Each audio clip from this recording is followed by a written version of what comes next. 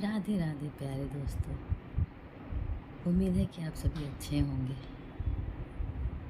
हम सबको ऐसा लगता है ना कि ईश्वर हमारी किस्मत को लिखते हैं, पर अगर हमें ऐसा लगता है ना तो ये सोच सही नहीं है। क्योंकि अगर आप देखें तो बहुत सारे जीव सृष्टि में हैं और अनंत योनियाँ भी हैं और उसमें अनेकों जीव हैं।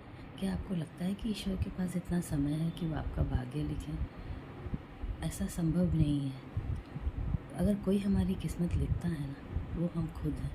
हम स्वयं अपनी किस्मत को लिखते हैं अपने कर्मों से, अच्छे या बुरे कर्मों से। और मैं ज़्यादातर ये बात सत्य है कि जीव कभी भी अपने कर्मों को लेके पूर्णतः सजग नहीं है। ऐसे बहुत सारे कर्म हैं सूक्ष्म स्तर पर जो हमें समझ नहीं आते हैं कि इसका भी प्रभाव होता है या फिर ऐसा कर्म करना गलत है।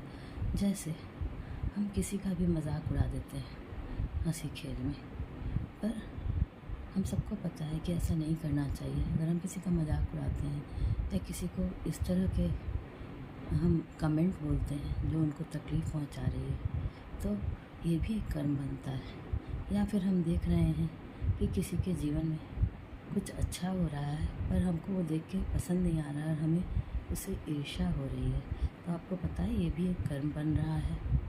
या फिर हमारे घर में, हमारे परिवार में कितने लोग होते हैं, पर ऐसा होता है कि हम कुछ लोगों से बहुत अच्छे से बात नहीं करते हैं या उनसे चिढ़ते हैं, तो ये भी एक प्रकार का कर्म बन रहा है, जबकि हमें सबसे प्रेम से बोलना चाहिए। तो आमतौर पर देखा गया है कि लोग कर्मों को लेकर सजग नहीं हैं। ये सभी सूक्ष्म स्तर के कर्म हैं जो कि हमारे जीवन को, हमारी किस्मत को प्रभावित करते हैं। इसीलिए प्यारे मित्रों, कर्मों को लेकर सूक्ष्मतम स्तर पर हो या किसी भी स्तर में हो, हमें ज़्यादा से ज़्यादा सजग बनना चाहिए।